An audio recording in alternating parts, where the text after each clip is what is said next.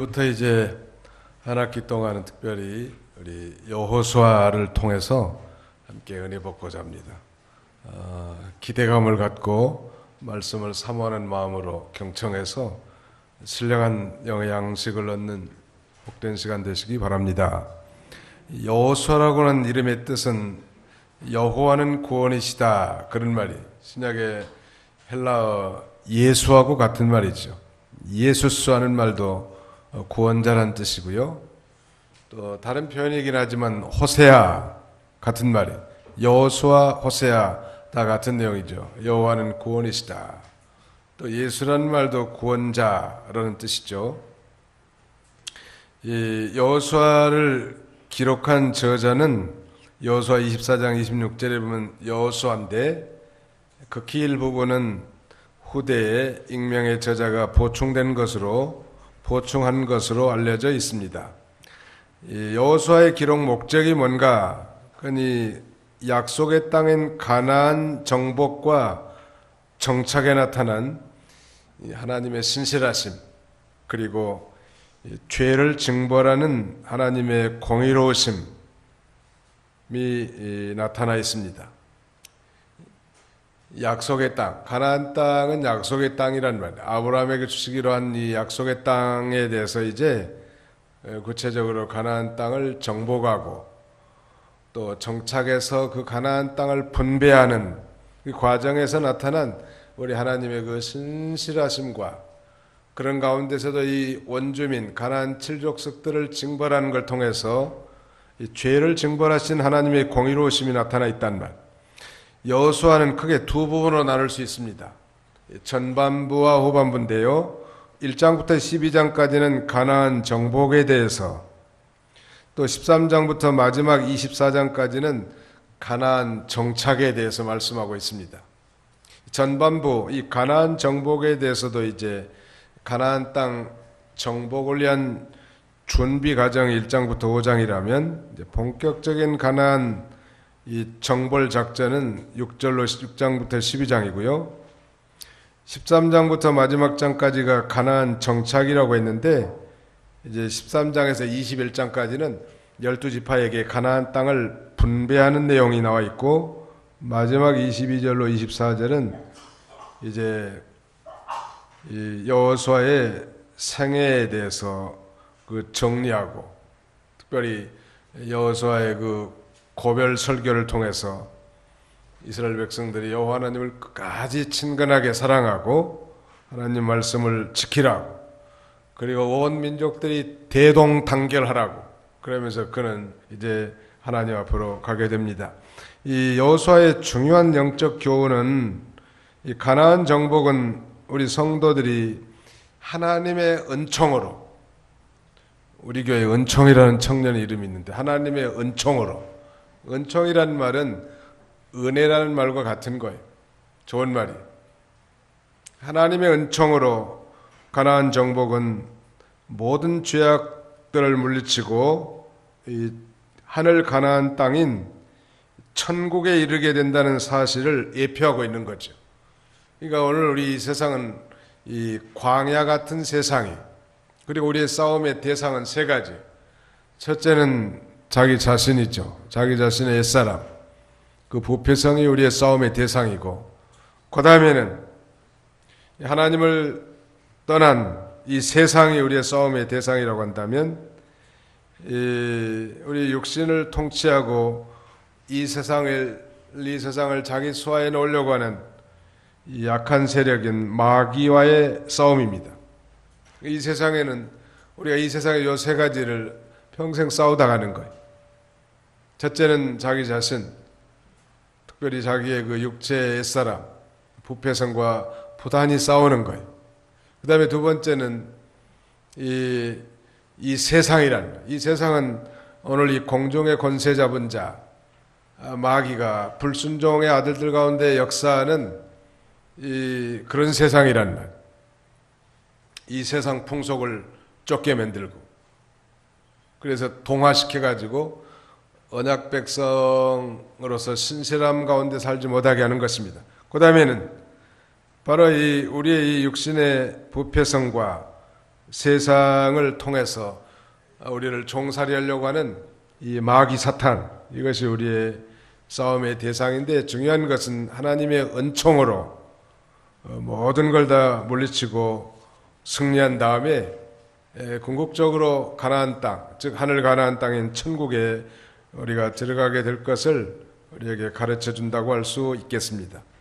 여기 1절부터 5절까지는 이 하나님께서 여호수아에게 사명을 주신 내용과 6절로 9절까지는 앞으로 이제 가나안 땅을 정복해 나갈 건데 어떻게 형통하게 이 가나안 땅을 정복할 수 있겠는가, 그 형통의 비결에 대해서 말씀해주고, 오늘 이 공과의 제목은 바로 형통하는 길이라는 제목인데요. 한번 따라서 합시다. 형통하는 길.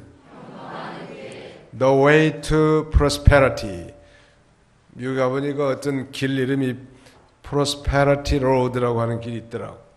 우리말로 하자면 뭐 형통의 길인데, 한국식으로 표현하자면 번영로, 이렇게 알 수 있겠죠. Prosperity Street, Prosperity Road.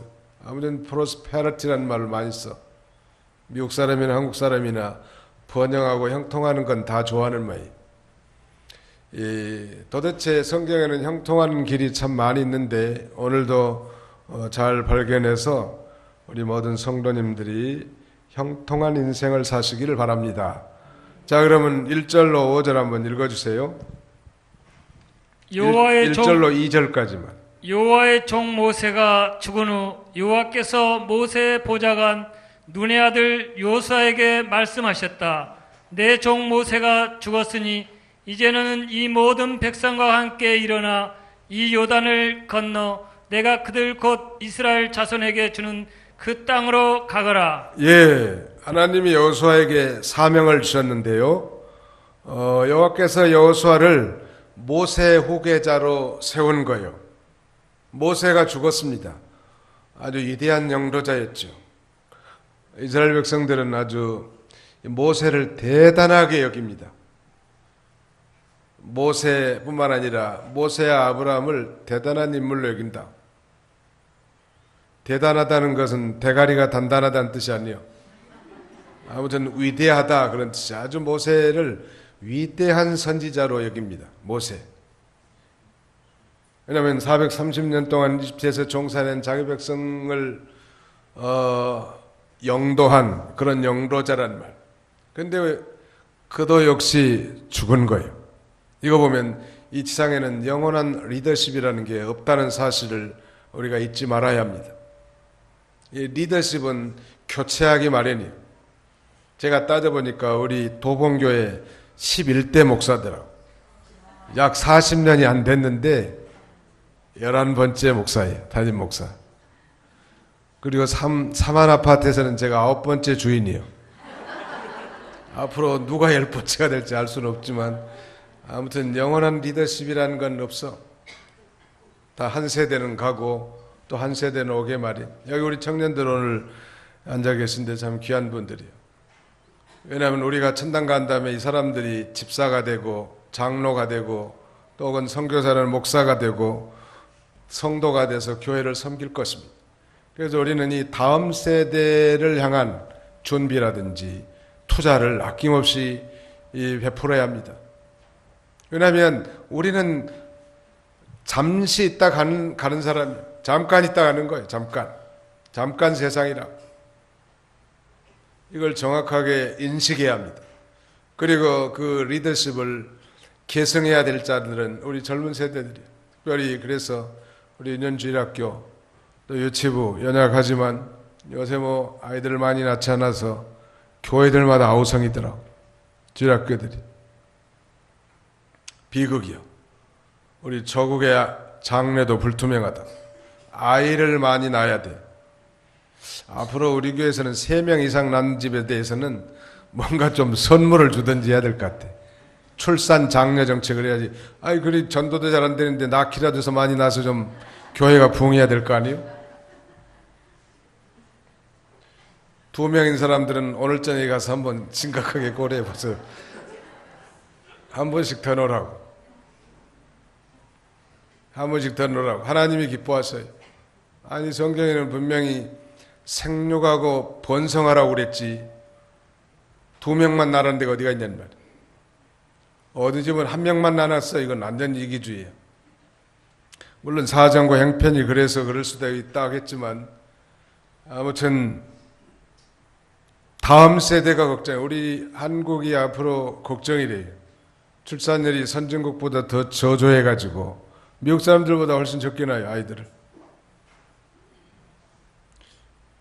왜 그러냐면 뭐 육아 문제가 그렇고 뭐 그다음에는 교육비가 많이 들고 그래서 안 난다는 건데, 뭐 다른 나라는 안 그런가요? 그리고 다 자기 먹을 것 자기가 가지고 태어난다는 말이 있는데 안 믿는 사람들도 하나님이 다 살게 해놨지 죽지 않는다는 말.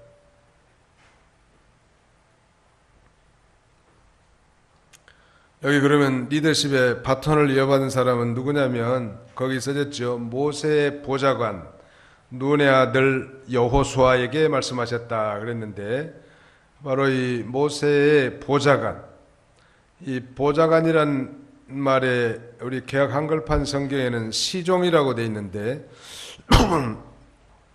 이 시종이라는 히브리 말은 샤라트라는 말인데 아주 몸종같이 봉사하는 자라는 뜻입니다. 아주 몸종 노릇한 사람, 모세의 손에 물을 부어준 사람.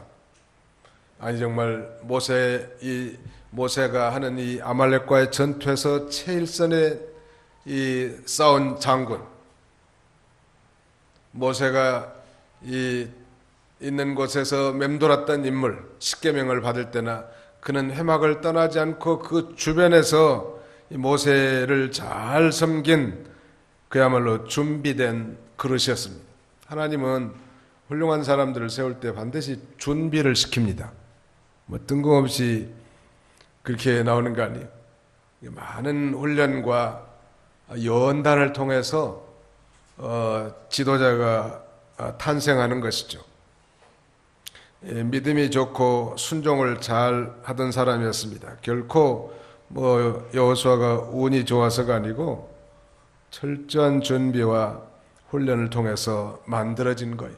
리더십은 만들어지는 거예요. 훈련되는 거. 잘 훈련된 사람, 하나님이 나를 훈련 지금 시킨다 그러면 하나님이 귀하게 쓰시려고 하시는구나 하는 걸 우리가 짐작할 수 있는 것입니다. 여호수아가 믿음이 보통 사람이 아니라 특별히 그의 동료인 이 갈렙과 함께 그는 가데스 바나에서 이 가나안 땅을 정탐할 때 10명의 이 부정적인 보고를 한 이 족장들과 달리 이들은 이 가나안 땅을 탐지한 다음에 소위 긍정적인 회보를 통해서 백성들에게 소망을 줍니다.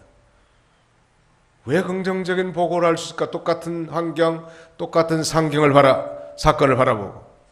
한마디로 말하면 그런 믿음이 있었기 때문에 그런 거예요.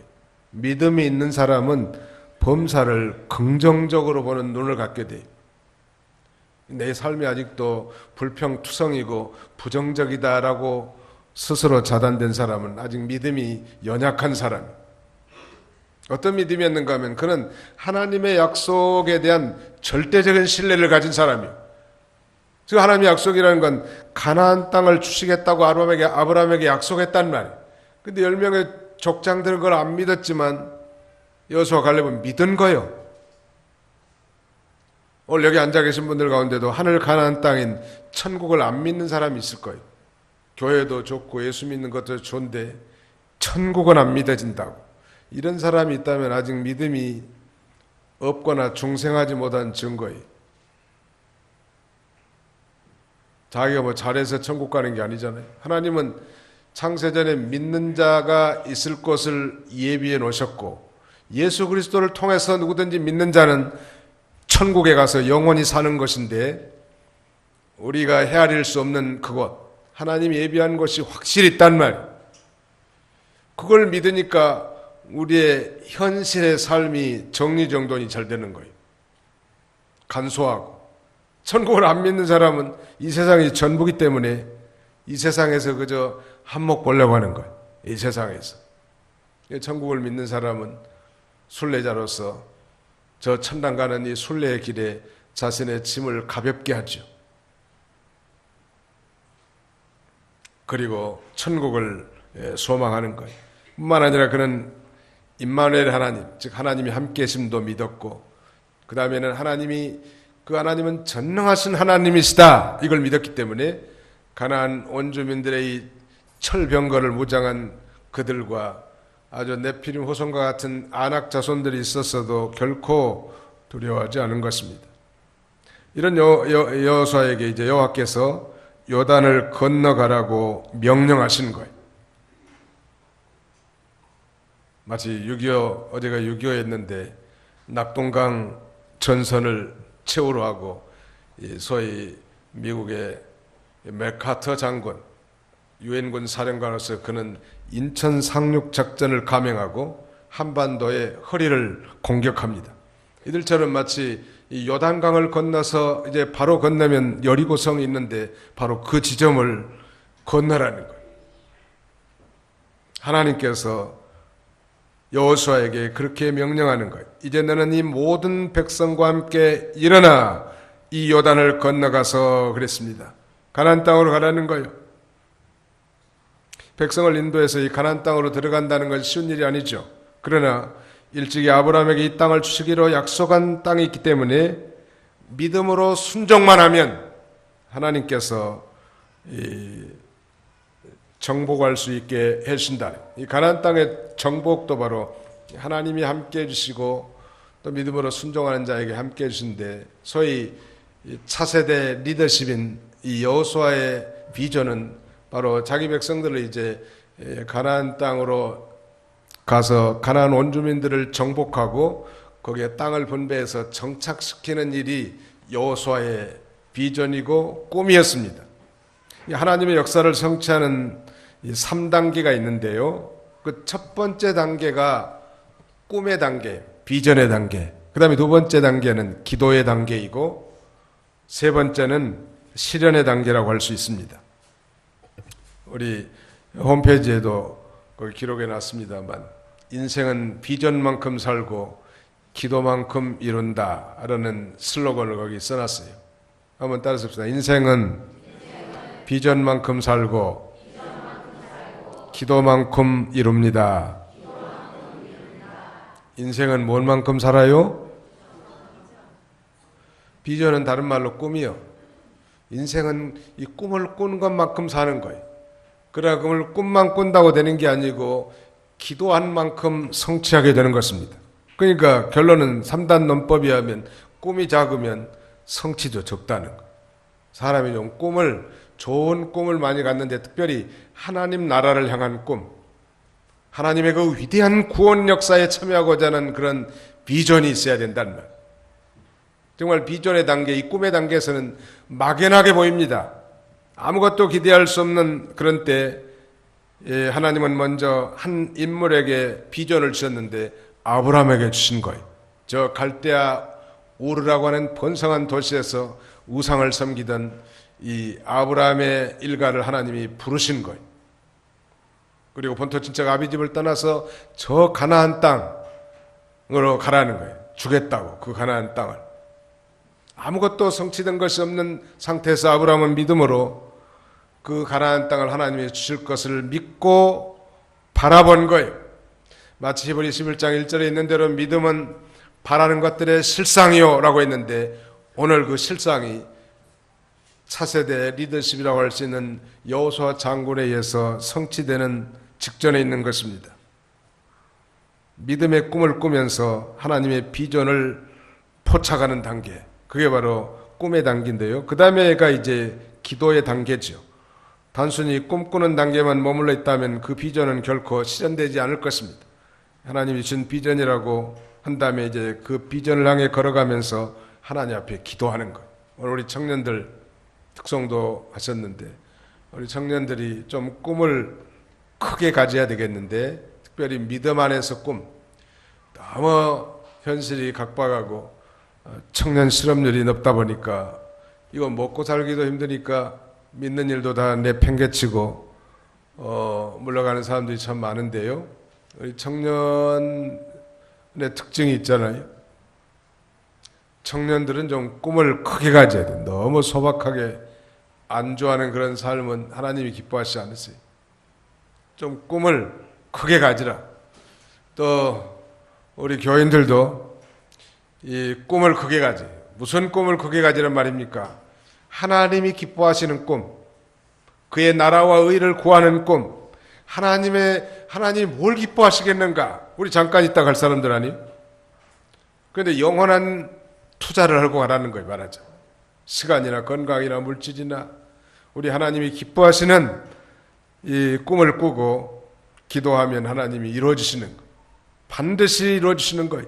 그러나 꿈도 꾸지 않을 뿐만 아니라 기도하지 않는다면 어떻게 그런 인생이 존귀하게 쓰임받을 수 있겠냐는. 우리가 어떤 육신적인 욕심과 허망한 그런 욕망을 따라서 꿈을 꾸라는 얘기가 아닙니다. 하나님이 기뻐하시는 꿈, 하나님의 뜻을 이루는 꿈을 꾸는 거예요. 이것이 주님이 제게 허락하신 비전입니다. 주님께서 성취하여 주시옵소서라고 하나님 앞에 기도하는 거예요. 기도의 용광로는 꿈을 연글게 하는 힘이 되는 것입니다.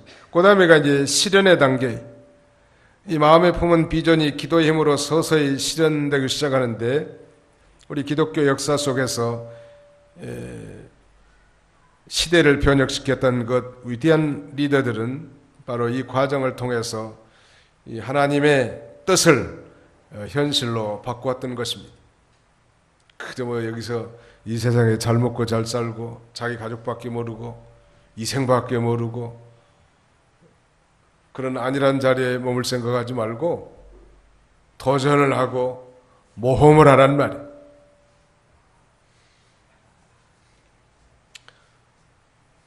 (40년) 전에 이 도봉동에 도봉교회가 세워진 건 상당히 혁혁한 일이. 그때 빚을 많이 져서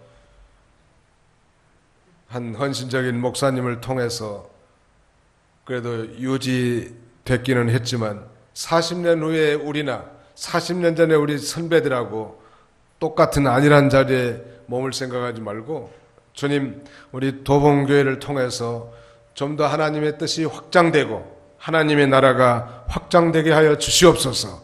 그런 꿈을 날마다 가지고 하나님 앞에 기도하는 인생, 그리고 그 실현을 바라보는 인생에게 이루어진다는 거예요. 아예 그런 꿈도 생각하지 않고 그저 잘 먹고 잘 살고 그저 현실주의와 타성주의에 안일하게 잡혀 있다면 그런 인생은 결코 머리가 될 수 없어요. 꼬리 인생으로 살다가 생을 마감할 수밖에 없지 않겠습니까?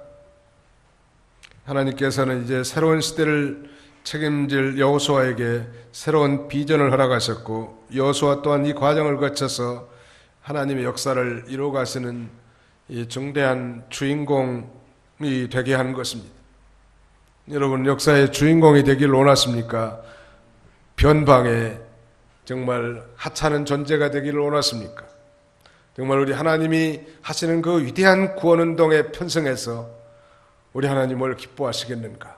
자신과 시간과 물질과 모든 걸 통해서 하나님 나라 건설에 대한 꿈을 꾸고 기도하면서 실현하고 거기에 참여해보지 않겠습니까? 그런 인생을 사시기 바랍니다. 지금까지 만약에 안주한 생각을 가졌다면 생각을 바꾸세요.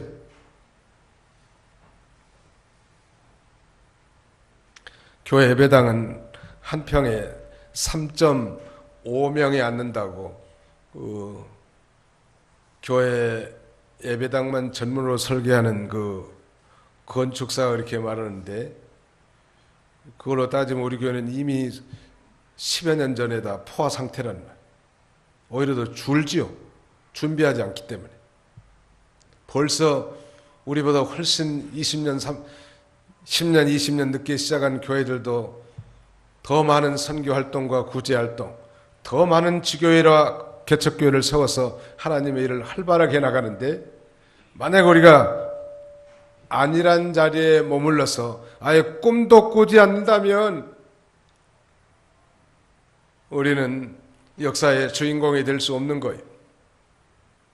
우리는 이 일에 정말 충분히 수고하고 또 모든 시간과 모든 것을 투자할 가치가 있는 거고 영원히 남아있을 상급 아니겠습니까? 그래서 우리가 힘쓰는 거예요. 물론 지금까지도 수고하고 힘을 쓴 분들이 많이 있겠지만 그러나 하나님 보실 때 그게 과연 충분했는가? 우리 자신들 한번 되돌아볼 필요가 있는 것입니다. 이런 이 새로운 비전을 가지고 이제 여호수아가 전진하는데 3절에 내가 모세에게 말한 대로 너희 발바닥으로 밟는 모든 것을 너희에게 주었으니 그 광야와 이 레바논에서부터 큰 강 유브라데까지 이르기까지 곧 해쪽 속과 모든 땅과 해지는 쪽에 있는 대까지 너희의 지역이 될 것이다 그랬습니다. 발바닥으로 밟는 것을 너희에게 다 주신다는 하나님께서 여호수아에게 발바닥으로 밟는 것을 다 주신다는 말은 무슨 말씀인가? 그건 이제 하나님이 주시기로 약속을 했다 할지라도 자기가 그것을 정복하기 위해서 이제 나가라는 거예요. 즉 하나님의 약속의 말씀을 받았지만 이제 순종하라는 거예요. 실제로 정복해서 차지하라는 것입니다. 그게 중요한 거예요. 자기 발바닥으로 친히 이제 걸어가는 거예요. 순종하는 자, 즉 하나님의 말씀을 순종하는 자가 복이 있는 거예요. 우리 모든 성경 말씀은 다 약속의 말씀인데 그 말씀을 읽고 듣고 우리가 그 말씀을 순종할 때 복으로 우리에게 임하게 되는 것입니다. 여기 4절은 하나님이 질 가나안 땅의 경계에 대해서 그렇게 말씀해 주셨고요.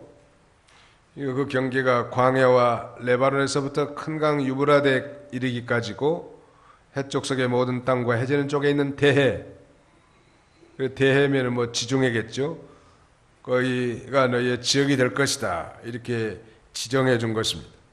그 다음에 이제 6절로 9절은 도대체 이 가나안 땅을 정복하는 일이 어떻게 하면 형통하게 될 수 있겠는가, 소위 형통하는 길이 무엇인가에 대해서 말씀하고 있는데,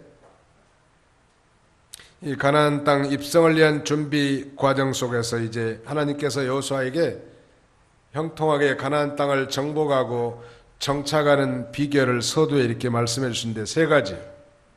거기 한번 읽어봅시다. 6절로 거의 7절만 한번 읽어봅시다. 7절 시작. 오직 강하고 극히 담대하여 내 종 모세가 내게 명령한 모든 율법을 지켜 행하고 좌로나 우로나 말씀에서 떠나지 마라. 그리하면 내가 어디로 가든지 형통할 것이다. 형통이라는 말은 일이 아주 순조롭게 잘 되는 걸 가리키죠. 우리 인간이 생각하는 것 이상으로 일이 잘 되는 것, 우리 찬송도 했습니다만 믿음으로 사는 자는 하나님께서 만사형통하게 해주시는 거예요. 믿으시기 바랍니다. 만사형통, 모든 일이 잘 되게 해주신다는 말 하나님, 궁극적으로. 거기 세 가지 있는데 첫째는 극강담대, 오직 강하고 극히 담대하여 그랬고, 두 번째는 내 종 모세에게 내게 명령한 모든 율법을 지켜 행하고, 이건 율법 준행. 그 다음에 세 번째는 좌로나 우로나 말씀에서 떠나지 마라. 좌우물편. 그리하면 내가 어디로 가든지 형통할 것이다. 세 가지. 첫째는 이 극강담대하라는, 극히 강하고 담대하라는. 우리는 은혜 속에서 이 강해져야 되고 성령의 충만함으로 담대해야 합니다. 마치 기도원 300명 용사처럼 비겁한 자들 다 물러가잖아요. 두려워 떠는 사람들은 다 내보내고 그 다음에는 이 300명만 골라가지고 미디안 대군을 쳐부수는 이스라엘의 구원운동의 승리를 가져온 사실을 알지 않습니까? 약한 자, 두려워 떠는 자, 자기중심적이고 이기적인 사람, 이런 사람들 하나님이 쓰시지 않아요. 극히 강하고 담대하라는 거예요. 우리 여기 마음을 강하게 담대하는 말이 세 번씩이나 반복되어 있는데 7절 상반절이나 9절 상반절에도 내가 네게 명령하지 않았느냐? 강하고 담대하여라. 이 극강담대, 이 담자가 쓸개 담자인데요, 담력이 크다 그런 말 쓰잖아요.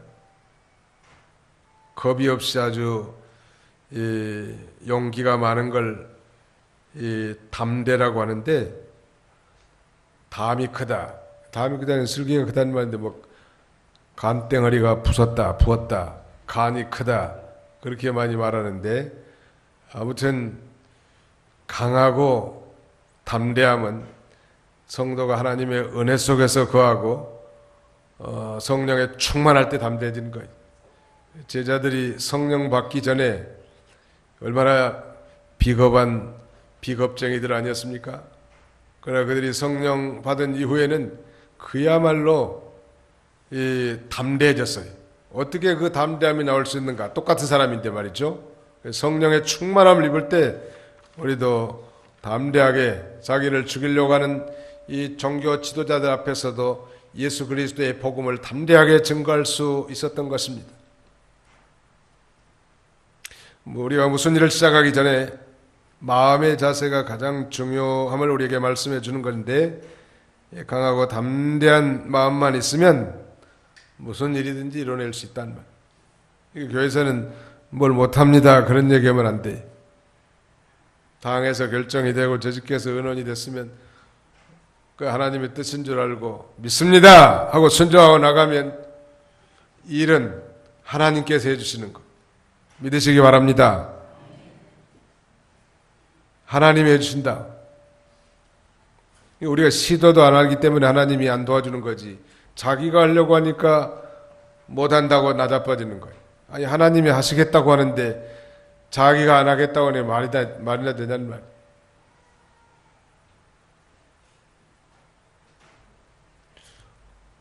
가락동국에 있는데 그 구청에서 공문이 날라와가지고 그 교회 하려고 근데 무슨 뭐 장애인들이 접근이 너무 어렵다는 거예요.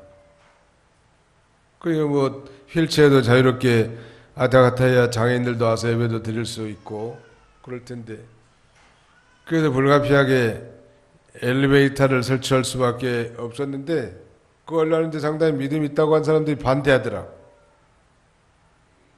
아유, 어떤 사람은 뭐 굳이 뭐 엘리베이터까지 설치할 필요가 뭐가 있겠습니까? 돈도 없는데 그저 뭐 리프트카나 하나 만듭시다. 어떤 사람은 자기가 꿈을 꿨는데 아주 뭐 교회가 다 허물어지는 꿈을 꿨다는 거예요. 그러면서 절대 엘리베이터를 설치하면 안 된다는.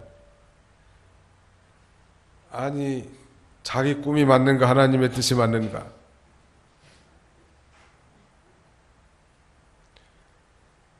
아니, 장애인들은 계단 하나 딛는 게 천근 만근이고 계단 하나 올라가는데 얼마나 힘든지를 모르는 거예요. 그저 자기 건강한 다리만 생각하는 거예요. 나중에 어떤 집사님 한 분은, 목사님 이제 엘리베이터가 설치된 다음에 그때 너무 죄송했다고, 몰라서 그랬다고, 그런 분도 있고, 나중에 반대한 사람들이 엘리베이터를 더 잘 타는 것 같아 보니까. 반대할 게 아니고 하나님의 뜻이면 주님 순종할 힘을 주옵소서. 나는 부족하고 허물도 많고 가진 것도 없고 하나님이 도와주시면 될 줄로 믿사오니 하나님이 도와주옵소서. 그러니까 하나님이 일하는 방법도 여러 가지. 돈이 많은 사람들은 돈을 힘써서 연보하면 되고, 돈 없는 사람은 힘써서 기도하면 되고, 이것도 저것도 없는 사람은 자기 몸으로 가서 봉사하면 되는 거예요. 방법은 여러 가지요. 그러면 하나님이 하시는 거예요. 우리는 다만 최선을 다할 뿐이야. 최선. 그때 하나님이 도와주신다는 말. 그 다음에는 율법을 지키라는 거예요. 내 종 모세가 내게 명령한 모든 율법을 지켜 행하고 그랬는데, 율법 준행. 율법은 하나님의 말씀이니까 신한 수행 이렇게도 말할 수 있겠죠. 하나님의 말씀을 어떤 어려운 가운데서도 지키라는, 행하고. 그 다음에 세 번째는 좌우 물편, 좌로나 우로나 말씀에서 떠나지 말라. 왼쪽으로도 치우치지 말고 오른쪽으로 치우치지 말라니. 그리고 무슨 뭐 적당하게 중용의 길을 걸어가는 말입니까? 그것도 아니요. 성경적 중용이라고 하는 것은 하나님의 말씀을 정확하게 깨달아서 그 길을 걸어가는 것입니다. 뭐 좌우에 적당한 선에 서가지고 이렇게 우물쭈물하고보다는 얘기가 아닙니다. 성경적 중용이라는 것은 성경이 의미하는, 하나님 말씀이 의미하는 그 의미를 정확하게 깨닫고 그 길로 걸어가는 거예요. 치우치지 말고. 왼쪽으로 치우치는 건 말씀을 감하는 거고 오른쪽으로 치우치는 건 말씀을 보태는 건데, 이병기 목사님은 이 말씀을 감하는 것은 그건 이 신신학자들이다. 그 다음에는 말씀을 보태는 건 신비주의자들이다. 그렇게 가르쳤는데, 그 이유는 신신학자들은 성경에서 자기 이성에 맞지 않는 사람 말씀 빼버린 거예요.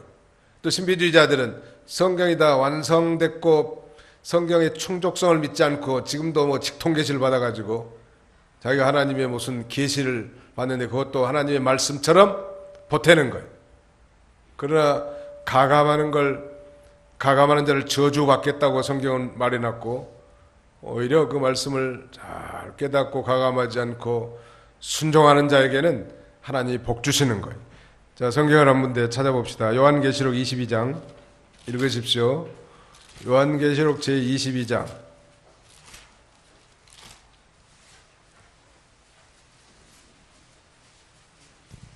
18절로 19절, 18절만 읽어주세요. 19절까지. 네. 나는 이 책의 예언의 말씀들을 듣는 모든 이에게 증언한다. 누구든지 이것에 무엇을 더하면 하나님께서 이 책에 기록된 재앙들을 그에게 더하실 것이고, 만일 누구든지 이 예언의 책의 말씀들에서 삭제하면 하나님께서 이 책에 기록되어 있는 생명나무와 거룩한 성에 참여할 그의 몫을 없애버리실 것이다. 예.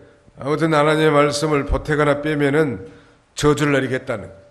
그러나 그 하나님의 말씀을 잘 깨달아서 온전히 그 길을 걸어가는 사람에게는 하나님께서 복을 내려주시는 하나님이시죠. 좌우물편. 한번 따라서 해볼까요? 극강담대, 신언수행, 좌우물편. 예. 그 세 가지를 잘 기억하라.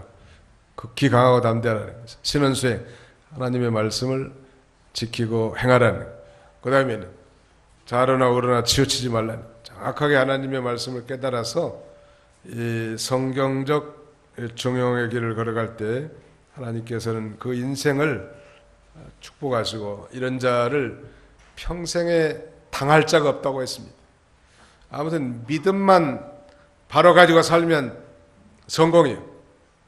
우리 아이들, 특별히 우리 자녀손들, 어린이들을 교회에다 맡겨가지고 예수님을 만나고 하나님만 잘 섬기면 하나님은 그 인생을 책임져 주는 거예요. 평생을 책임져 준다. 문제는 거기까지 도달하기가 어려운 거죠, 말하자면. 정도에 참 탈선도 되고 타락도 하고, 그러나 하나님을 경외하고 이제 그 말씀을 순종하는 사람은 하나님께서 어디를 가든지 함께 해주시는 거예요. 우리 여호수아를 살펴보겠는데, 하나님이 이제 여호수아를 붙들고 역사의 주인공으로서 그를 통해서 위대한 하나님 나라 건설이라고 하는 이 비전이 실현돼 나가는 것. 우리 교회에도 앞으로 비전이 많이 있다. 우리 교회 옆에는 점집도 하나 있더라고. 점집, 무당집인지 점집인지 있어. 빨리 저 집을 우리가 다 접수해야 돼. 그 다음에 요 앞에 우리 교육관 옆에 이 가옥들 다 빨리빨리 접수해서 우리 미래 세대, 다음 세대를 위해서 준비해야 돼. 교육관으로도 쓰고 또 청년부 공간으로도 쓰고, 또 사람들 많이 오면 이거 어떻게 하겠냐는 말이에요. 하나씩 준비해서 하나님의 뜻이 이루어질 걸 바라보면 반드시 그대로 이루어지게 하나님이 해주신다는 말이에요. 반드시는 100% 하나님이 살아계시기 때문에 그런 꿈도 꾸지 않고 현실에 만족하면 이 준비가 되지 않으면 어떻게 이 하나님의 축복을 받아들일 수 있겠냐는 말. 이러느라 이 지극히 작은 부분이지만 또 어떤 자신의 구원을 이루어 나가는 면이나 전도하는 면이나 선교하는 면, 그 다음에는 어린 생명들을 가르치는 그런 유경 사업에 대한 비전을 갖는 사람, 그리고 그걸 위해서 끊임없이 기도하는 자들 통해서 위대한 신앙의 인물이 탄생하는 거예요. 이런 복된 성도님들이 다 되시기를 주님의 이름으로 축원합니다.